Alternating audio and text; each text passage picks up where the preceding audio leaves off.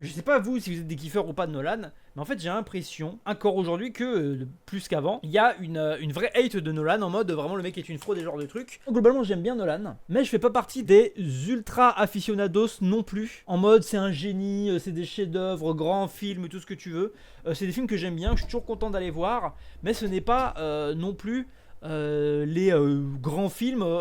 Je pense pas qu'il ait fait un film vraiment exceptionnel ou vraiment particulièrement excellent, même si le haut du panier c'est quand même très bien, genre Interstellar et Dark Knight, c'est quand même le haut du panier de ce qu'il a fait je trouve, mais voilà, comme Mélenchon il est clivant. Pas trop, mais c'est un bon entertainer. Ouais, voilà. Parce que dites-vous, dans la cercle cinéphile, il y a de plus en plus de gens qui sont en mode Nolan est un tâcheron, c'est une merde, c'est une erreur de apprécier son cinéma, et avec des trucs très véhéments qui, en vrai, je peux comprendre cet aspect revanchard par rapport à toute la sucerie que ce mec a. Ou il est incritiquable, quoi, globalement, par les gens qui ne regardent pas beaucoup de films, et je peux comprendre la frustration qu'il y a. Mais moi, j'y vais pas, Nolan, en mode c'est de la merde, quoi. Et puis même, je suis parti. Je défends des films de lui qui sont vraiment mal aimés. Enfin, moi, je sais que Tenet, la première partie, elle est nulle de Tenet, mais la deuxième partie de Tenet, moi, je fais partie des gros défenseurs qui, pour moi, est un excellent film d'action. Bref, moi, globalement, j'aime vraiment bien Christopher Nolan. Les signes, les ne veulent pas nous laisser passer un bon moment un peu fake deep. Bah, c'est vrai qu'il y a ça, mais en vrai, c'est surtout, je pense, c'est surtout pour répondre à ceux qui, justement, à l'inverse des haters, sont trop des choopers, quoi, de manière un peu ridicule. Donc, je pense que c'est surtout un truc comme ça. C'est un rapport compliqué pour un Nolan, c'était un peu un slop signifique quand j'étais jeune, mais avec le recul, j'admets des qualités certaines. Ah oui, bah c'est ça, et certains ne veulent pas admettre ces qualités-là, je trouve, avec de la mauvaise foi quand même. J'aime parfois les films, mais pas le bonhomme qu'on sent dans ces films du coup. Oui, ah bah après ça c'est beaucoup de réalisateurs en vrai, bon ça va. Ce n'est pas Nolan comparé à Villeneuve et rassurez-vous. Oh mais Villeneuve pareil, hein. Villeneuve, bon les dunes ils sont pas terribles, mais les Villeneuve il a des très bons films, hein. Prisoners et Sicario surtout, moi Villeneuve Sicario j'adore. Hein. L'Odyssée est une bouse woke. Regardez Elliot Page joue Achille. Mais il joue pas Achille, il joue sinon. Le seul truc qui m'énerve avec lui, c'est la pseudo surintellectualisation. Bah c'est ça en vrai Anthony, c'est que il a des qualités que sont sur certains de ses films une mise en scène vraiment forte, des effets spéciaux, pratiques, artisanales, qui créent une vraie ampleur dans son image, hein, notamment avec Dark Knight Rises ou Tenet par exemple, enfin Dark Knight Rises, bref, d'autres films, Le Prestige aussi qui parle de ça, qui fait que c'est vraiment bien, il a des bons concepts quand même, mais ses défauts, voilà, c'est des histoires qui va complexifier pour rien, pour les rendre soi-disant intelligentes, alors que non, c'est juste compliqué quoi. Donc voilà, c'est que c'est un réalisateur qui, moi je trouve, a des qualités et mérite d'être vu en salle, mais ce n'est pas le grand réalisateur de notre siècle, de notre décennie, hein, ça c'est sûr et certain. Je trouve qu'il a surtout un côté bon élève et cahier des charges avant de mettre une émotion, sans parler de toutes les critiques sur son écriture.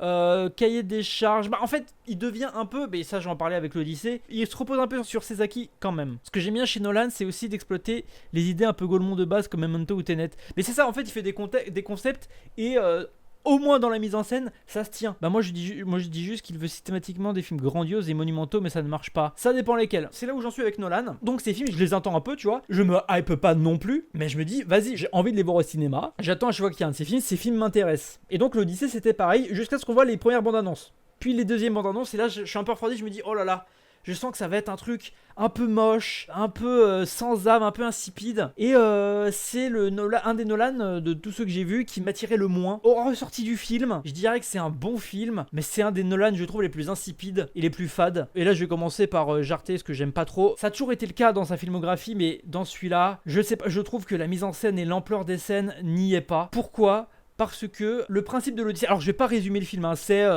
Matt Damon qui joue Ulysse, qui est loin de sa maison, il veut rentrer. Et il y a Télémaque qui veut retrouver son père parce qu'il y a des prétendants pour la reine qui est encore là et du coup ça fout la merde. Et du coup, c'est des récits de récits, c'est-à-dire c'est Télémaque qui va aller trouver des gens qui ont connu Ulysse et on va avoir des flashbacks. C'est beaucoup un film le film est en gros un gros flashback ponctué de moments dans le présent. Donc voilà, c'est ça l'histoire. Et le problème, c'est que le film il dure 2h50 et le film, surtout l'Odyssée, une Odyssée Ulysse avec plein de moments comme ça, c'est censé durer longtemps. Et le film parle beaucoup de, ils sont 10 ans à attendre sur 3. Ils attendent pendant des jours dans le cheval. Le siège s'était fait en une nuit. On est bloqué dans l'île de deux. En fait, c'est que des trucs comme ça où c'est long. C'est censé être long le temps que parcourt l'équipage d'Ulysse d'attente, de souffrance. Et je trouve que les 2 heures, en fait, c'est 2h50. Il veut caler les gros moments d'Ulysse, donc le Cyclope, les sirènes, Circé, les intrigues politiques. En fait, ça va très vite. c'est un film qui va très vite, ça clash en fait avec le ressenti de la longueur, et le film ne prend jamais son temps dans ses séquences pour te faire avoir ce poids là, ce qui fait que tu as l'impression que les péripéties qui vivent sont faites dans la même journée en fait, par moment. Je trouve c'est très frais sur ce côté-là, et ça va arriver avec le découpage global, et ça revient avec ce que tu disais Poisson, avec le côté cahier des charges, c'est que dans son montage, son découpage de comment il rythme les actions, c'est trop, et ça c'est l'école hollywoodienne, hein, c'est trop assuré, c'est trop mécanique, c'est trop champ, contre-champ, insert, gros plan, plan large pour faire différent, et en fait je vois la table de montage, je vois tout comment est bien ordonné, bien cadré, tout est propre, et pour moi ça me participe à dévitaliser le propos, dévitaliser le temps, parce que en plus dans le film, ce qui est terrible, c'est qu'il y a des moments où il laisse respirer le plan, il laisse poser la longueur des moments. Quand il rentre dans la grotte du Cyclope, ça prend le temps, tu sens qu'il y a un truc qui va pas. Il y a plusieurs moments comme ça qui marchent très très bien, mais globalement le montage et le découpage, voilà, c'est très scolaire, et c'est vraiment chiant. Surtout que la première partie, enfin le début du film, c'est comme Tenet, c'est nul, mais c'est de la merde, c'est que de l'exposition qui te passe, qui te met plein de flashbacks pour bien t'expliciter les choses, puis t'as le passé, puis t'as le présent, avec là pareil avec une musique omniprésente. Moi c'est pas ce qui me dérange le plus chez Nolan d'ailleurs, hein, je tiens à le dire, cette musique là, moi ça me sort pas non plus, mais la musique reste quand même comme ça, et donc les 20 premières minutes, c'est que de l'exposition, de trucs comme ça, et oh c'est chiant, c'est insupportable, et c'est pareil avec ce même montage découpage qui m'emmerde, qui du coup comme c'est très découpé, les plans se doivent d'être facilement lisibles et pas trop riches, ce qui fait que bah c'est un peu pénible. Mais par contre dès que le long flashback arrive, que ça se pose un peu plus et que c'est plus cadré sur l'aventure d'Ulysse, là ça devient un peu plus agréable à regarder et tu t'ennuies pas. Pour le coup c'est pas un film où tu t'ennuies, et je dirais que voilà que le plus gros défaut du film c'est son découpage et du coup sa mise en scène en vrai de vrai, qui par moments a des vrais moments d'ampleur mais va trop vite, veut trop rythmer pour te mettre tout en place, et c'est je trouve le défaut du film, qui en plus pendant les scènes de combat, les scènes de combat sont pas folles parce que ce découpage là, alors qu'il a fait des scènes d'action de fou. Moi je le dis, j'ai pas revu Tenet depuis sa sortie, mais j'ai les souvenirs d'un excellent film d'action. Le film d'action qu'est Tenet est excellent. Le problème c'est qu'il veut en faire un film intelligent et complexe, alors que c'est juste un film compliqué série B avec un concept génial. Il met tout dans les décors réels, respect, mais ça, l'arrivée de la photo est terne et dévitalisée, pas marquante, bah ça rajoute ça. Frontman, même si, et là je vais arriver vers le bon point du film. Oui, mais tu l'as vu en IMAX 70 mm double pénétration ou pas? Non, je ne l'ai pas vu. Je l'ai pas vu comme ça, je l'ai vu dans une salle normale. Mais c'est pour ça. D'ailleurs, par rapport à ça, petite parenthèse, le côté Dolby 70 mm, etc. Nolan et tout, et globalement dès qu'il y a un réalisateur qui met trop en avant cet aspect là, et surtout Nolan, force à lui, c'est fort en plus grâce à lui il met quand même plus en avant l'éducation à tous sur ces technologies, ce que ça peut apporter, le côté pellicule, le côté effet pratique, et d'avoir un peu une réflexion sur cet outil là. Donc ça c'est positif, et je vais pas cracher dans la soupe, et Nolan je sais qu'il est passionné, il n'y a pas de souci, pour moi c'est pas une fraude non plus. Par contre ce film là, et pareil pour Oppenheimer qui était bien meilleur, hein. Le film ne va pas changer de tout au tout. On reste sur la même écriture, on reste sur le même découpage, le même montage, le même souci de rythme qui ne se prête pas à, pour moi, la hype purement marketing et mercantile du côté Dolby IMAX. Pour moi, le film ne se prête pas à bander sur ça. Ce n'est pas une ressortie de Laurence d'Arabie ou du Napoléon d'Abelgance ou que sais-je. Dolby Atmos. Donc bon, il y a un côté péplum ou non, c'est vraiment l'Odyssée d'Ulysse. Et d'ailleurs, pareil, pour rester sur l'aspect marketing, le casting 18 étoiles qu'il y a, les gens, ça reste centré sur Ulysse et son équipage, et Télémaque, et un peu Pénélope. Donc les 4 gros noms, c'est Matt Damon, Tom Holland, Anne Hathaway et Robert Pattinson. Vraiment, hein, Travis Scott, Elliot Page, ce genre de trucs, ils sont là 5 minutes. Hein. Elliot Page, il a une bonne scène quand même vers le milieu du film.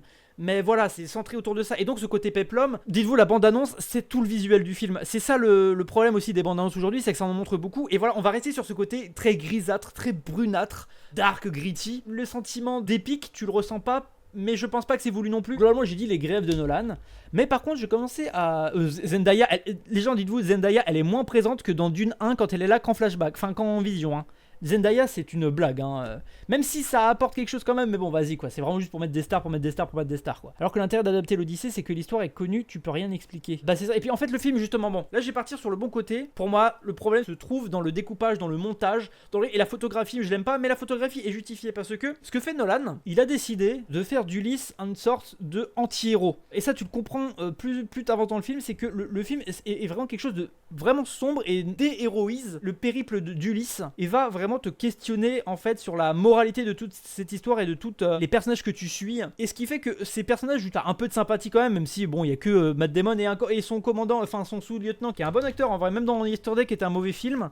Voilà, Himesh Patel, c'est un perso vraiment cool dans le film. Il joue en gros le sous-lieutenant d'Ulysse qui est le sous-chef des hommes. En fait, tous ces personnages-là que tu vas suivre et qui prennent vraiment cher, en fait, tu vas te rendre compte qu'il y a un peu ce côté où ils auraient mérité ce qui leur arrive. Et le film va démystifier en fait tous ces mythes-là qu'on a en tant qu'Européens et globalement toute la culture occidentale complètement en nous pour te créer en fait une sorte de réflexion sur la repentance et les crimes de guerre on va dire et sur comment la vanité d'un homme, sur le fait de briser les barrières du langage, de l'échange. C'est pour ça qu'il y a beaucoup un parallèle avec la loi de Zeus où tu es obligé d'avoir l'hospitalité de quelqu'un, sur le côté le cadeau du cheval de Troie qui est un cadeau empoisonné qui est l'origine de tous les maux. C'est un peu la boîte de Pandore qui se lève, qui s'ouvre. Et ça, cette gravité là, cette tristesse là et cette tragédie là, je la trouve vraiment intéressante pour le coup, avec un très beau moment de flashback. Du coup voilà, je me permets de dévoiler ce qu'il y a dans le film en termes de purement narration, parce que c'est Ulysse, tout le monde connaît Ulysse. À un moment tu vois le siège de Troie, qui est un peu le climax, enfin le double climax émotionnel du film, où c'est Matt Damon qui regarde les conséquences du siège de Troie. C'est triste quoi, c'est sombre, et c'est le moment où tout bascule pour Ulysse et pour le monde occidental européen et la chute civilisationnelle, parce que justement on brise ces échanges là.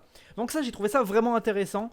Et là où émotionnellement ça me chope plus, tu vois, ça chope un peu en vrai de vrai. Donc ça c'est vraiment le bon côté je trouve de ce Ulysse là qui est une lecture intéressante. Après voilà, c'est du Nolan, hein, je veux dire c'est pas une complexité infinie, surtout que les persos appuient tout ce qui se passe et des fois ça t'est montré avec des flashbacks, mais ça reste quelque chose que j'aime bien, que j'ai ressenti. La retrouvaille Télémaque, Ulysse, elle est sobre, elle est bien, il y a tout un truc avec un chien, il y a vraiment des trucs qui marchent bien. Ce qui est le plus complexe c'est le nombre d'allers-retours de changement de point de vue au début du film. Bah c'est ça, mais le début du film c'est comme Tenet, hein, c'est vraiment de la merde, hein. Le début est insupportable. Et j'ai trouvé Oppenheimer, comme tu es complètement du point de vue d'un seul personnage, ça passe mieux. Mais là tu passes de plusieurs personnages, des récits à tiroir, enfin c'est chiant. Et je tiens aussi à dire que la musique, du coup, c'est Ludwig Göransson, donc la musique elle est un peu plus intéressante que Hans Zimmer avec ses...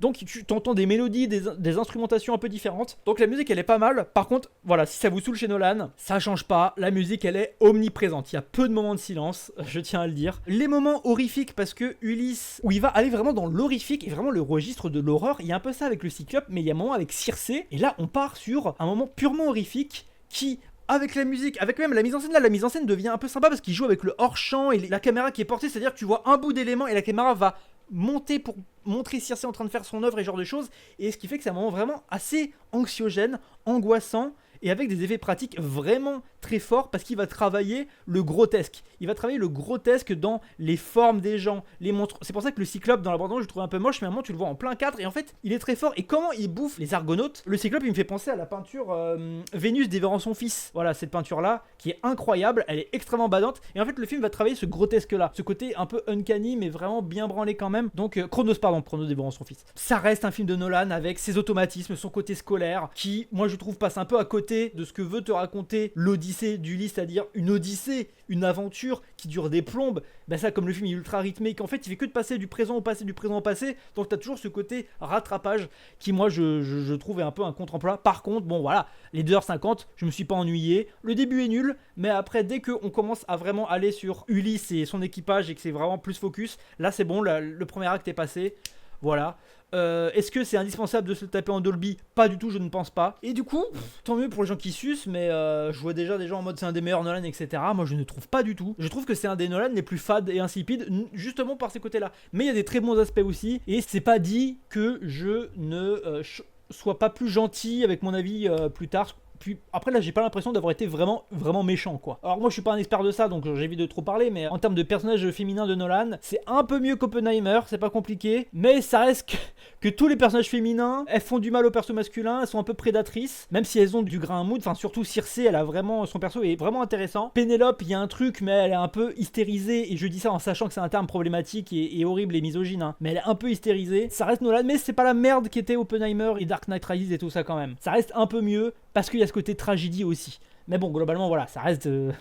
Le cast, l'intérêt des personnages, c'est essentiellement masculin, hein, si vous vous posez la question. Et l'armure d'Agamemnon a plus la classe. Ah bah oui, Frontman, c'est dommage qu'Agamemnon, il est là 10 minutes. En fait, moi je connais mal tout ce qui est Ulysse et machin. Et en fait, j'avais oublié, sauf s'il avait pas dit, genre au bout de 2h10 du film, j'avais oublié qu'Ulysse, il est un des lieutenants d'Agamemnon, et que c'était un des rois d'Ithaque et genre de trucs. Enfin pas d'Ithaque, mais un des mecs vraiment importants. Et d'ailleurs, Benny Safdie, on voit même pas sa tête dedans. Hein, donc bon. On voit juste des bouts et on entend sa voix.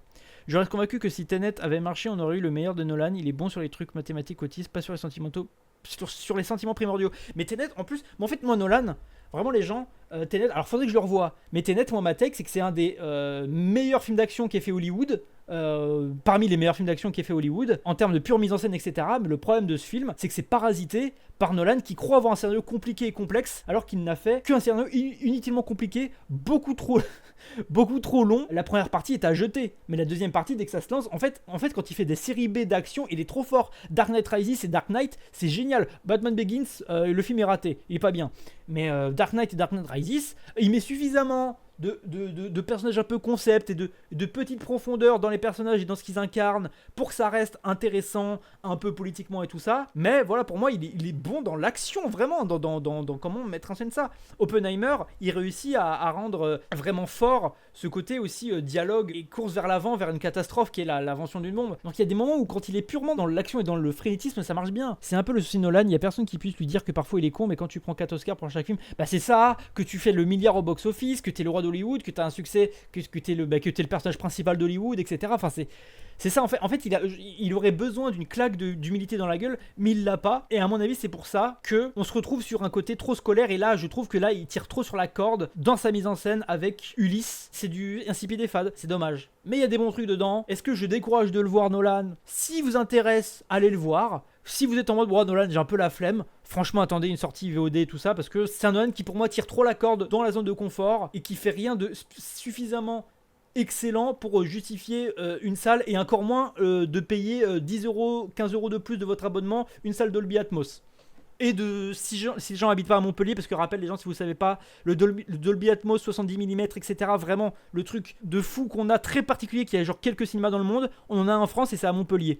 Donc voilà, si vous voulez, je dirais pas que ça vaut le coup de se déplacer soit à Bruxelles, soit à Montpellier, proche de chez nous, pour aller le voir. Je pense vraiment pas que c'est un film qui les vaut. Ça le vaut pour un Lawrence d'Arabie, pour un truc comme ça, mais pas pour un Nolan, je trouve. Pas pour celui-là en tout cas. Ah aussi en salle de cinéma, alors je sais pas si c'est ma salle, parce que ça peut arriver que ça soit la salle précise dans laquelle j'étais qui était un problème, mais le mixage sonore de ces films, ceux qui me suivent sur les Letterboxd, etc., j'ai mis ça en review, vraiment, il faut sacrifier quel dieu pour que Nolan et ses chefs monteurs au son mixent les films en fait. Vraiment, à chaque fois qu'il y a un truc un peu vénère qui se passe, le son il sature, il te fait mal aux oreilles. Moi tous les moments d'action je les passais comme ça. Parce que sinon j'avais mal à la tête, et les gens à côté de moi aussi faisaient ça. C'est une folie, vraiment faut arrêter ça. Faire un son fort si tu veux. Le moment avec Circe marche très très bien, mais faire ça avec juste un moment où ils se font, je sais pas, il y a le cyclope qui balance des cailloux à la mer, t'entends, ça fait mal à la tête, ça fait mal au tympan, quand ils se combattent à l'épée, oh non c'est chiant. Ça nous manque des mecs comme ça. Des mecs comme qui, You're So Cool. Syndrome du perso principal, mais quand tu fais un box-office mondial et ton année avec un biopic trop noir et blanc, qui mélange noir et blanc, mais c'est ça, poisson. En fait, Nolan, la malédiction, c'est qu'il... En fait... c'est pas non plus un tâcheron. Moi je trouve que ses films sont quand même des bons films, mais il est trop sucé, et c'est pour ça que la réactance en mode hater de Nolan, je la comprends. Nolan en tant qu'auteur de blockbuster, il n'y en a pas beaucoup aux US. Ouais, c'est vrai, mais le problème c'est que au bout d'un moment il faut aussi un peu du recul. Je veux dire, bon, genre Yoriki, parce qu'il y a, à Hollywood, les auteurs blockbusters, alors en soi il y a James Gunn encore, il y a Christopher Nolan, les Mitchells là, il y a quand même, je trouve, même si c'est moins autorisant quand même, ceux qui ont fait le film avec Ryan Gosling là, avec l'Alien. Oui, James Cameron, oui, je suis fou. James Cameron, de fou. Spielberg, mais bon, Spielberg, ses films ils flopent, etc. Donc, voilà. Il y a Coogler, ouais, Ryan Coogler. Moi, je suis pas fan de Coogler, mais voilà. Lord et Miller, voilà. Eux, ils ont un vrai truc.